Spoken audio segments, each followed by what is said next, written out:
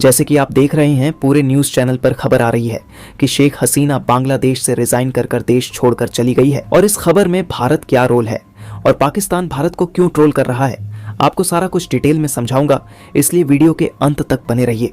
ये फोटो तो आपको याद ही होगी। दरअसल ये फोटो तब की है जब अफगानिस्तान के ऊपर तालिबान ने कब्जा कर लिया था और अफगानिस्तान का तत्कालीन राष्ट्रपति अशरफ गनी देश छोड़कर भाग गया था।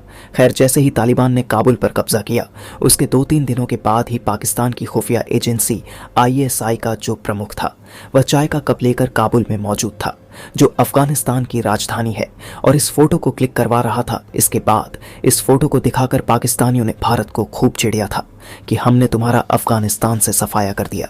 इतना ही नहीं, पाकिस्तानियों ने तो यह भी खुशी मनानी शुरू कर दी थी कि भारत उनके अनुसार अफगानिस्तान के जरिए पाकिस्तान में जो बलूचिस्तान के विद्रोही गुट है, जो बलूचिस्तान को पाकिस्तान से अलग देश बनाने की मांग करते हैं और उसके लिए लड़ भी रहे हैं, पाकिस्तानी सेना से उन्हें अब भारत की मदद नहीं मिल पाएगी। उनकी जो आज़ादी की मांग है हमेशा हमेशा के लिए ख़त्म हो जाएगी। साथ ही पाकिस्तानी सेना के जो लोग थे, खुले में टीवी पर आकर बोल रहे थे कि जो CPEC प्रोजेक्ट है अब उसे कोई नहीं रोक सकता। लेकिन आज स्थिति क्या है? 2021 की इस घटना को आज 3 साल हो चुके हैं और इन 3 सालों में पाकिस्तानियों की जो खुशी हुआ करती थी, जो जोश हुआ करता था, आज गुस्से और झुंझलाहट में बदल चुका है। क्योंकि अफगानिस्तान में तालिबान का राज आने के बाद इनका प्यारा मित्र तालिबान इनकी ही लंका लगा रहा है। इनके देश में आतंकी हमलों में ऐतिहासिक उछाल आया है। CPEC प्रोजेक्ट पर लगातार अटैक हो रहे हैं और बलूचिस्तान की जो मूवमेंट थी, जो पहले कम हुआ करती थी, अब वो 500 गुना बढ़ चुकी है।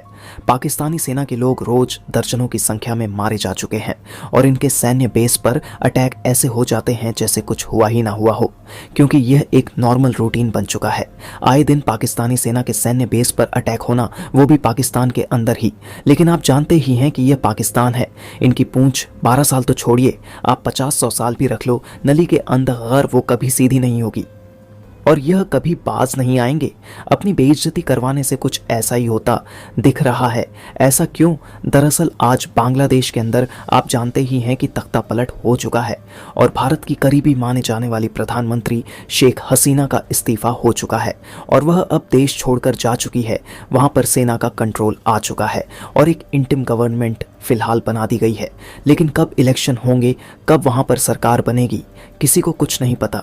लेकिन इसको लेकर पाकिस्तान के लोग सबसे ज़्यादा खुशियां मना रहे हैं।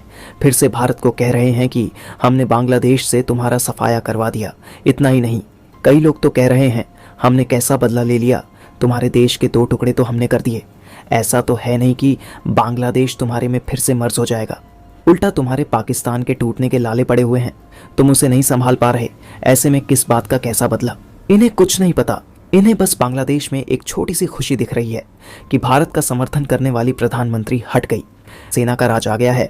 अब ऐसा प्रधानमंत्री आएगा जो कि भारत विरोधी होगा और भारत के खिलाफ पाकिस्तान का साथ देगा।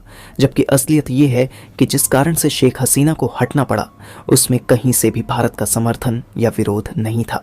यहाँ तक कि जो स्टूडेंट प्रोटेस्ट कर रहे थे, पूरे बांग्लादेश में उन्होंने कभी भी एंटी इंडिया नारे नहीं लगाए, ना ही भारत का विरोध किया, क्योंकि भारत ने किसी प्रकार का हस्तक्षेप नहीं किया बांग्लादेश में। यहाँ तक कि भारत का जो एम्बेसी है ढाका के अंदर, वह सबसे सुरक्षित जगह मानी गई इस प्रोटेस्ट के दौरान और वहाँ पर कोई भी अटैक नहीं कर पाया। वहीं भारत ने एक अच्छा काम यह कर दिया कि हमने शेख हसीन को बांग्लादेश से सुरक्षित निकाला ज़रूर, लेकिन उन्हें भारत में शरण नहीं दी। हम उन्हें किसी तीसरे देश में भेजेंगे ताकि बांग्लादेश के आम लोगों में, खासकर कि वो लोग जो प्रदर्शन कर रहे हैं, उनमें भारत की छवि खराब ना हो, वह भारत को बांग्लादेश विरोधी ना माने। रही बात कि क्या बांग्लादेश में एक एंटी इंडिया प्राइम मिनिस्टर बन जाएगा, तो बन जाने दो भाई। मालदीव में भी तो एक एंटी इंडिया राष्ट्रपति बना, उसने 6 महीने तक भारत के खिलाफ खूब काम किया। 6 महीनों के बाद स्थिति यह है कि वह भारत की शरण में गिड़गिड़ा रहा है कि हमें पैसा दे दो, हमें व्यापार दे दो।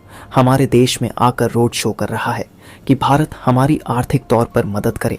ऐसे में ही बांग्लादेश को भी आप देखना, अगर वहां पर एंटी इंडिया PM बन भी जाता है तो अंततः उसे भारत के चरणों में आना ही पड़ेगा, चाहे कुछ भी हो जाए। ऐसे में मुझे लगता है कि जो बांग्लादेश में हुआ है वह शॉर्ट टर्म में भारत के लिए चिंताजनक ज़रूर है, क्योंकि प्लाइन वगैरह हो सकता है वहाँ के लोगों का, लेकिन लॉन्ग टर्म में इससे भारत को कोई नुकसान होगा। वैसे आपकी क्या राय है, हमें कमेंट बॉक्स में जरूर बताएं। वीडियो पसंद आई है तो लाइक करके अपने मित्रों तक इसे शेयर करें और इस चैनल पर नए हो तो चैनल को जरूर सब्सक्राइब करें। हम आपसे मिलते हैं इसी तरह की इंफॉर्मेटिव वीडियो के साथ।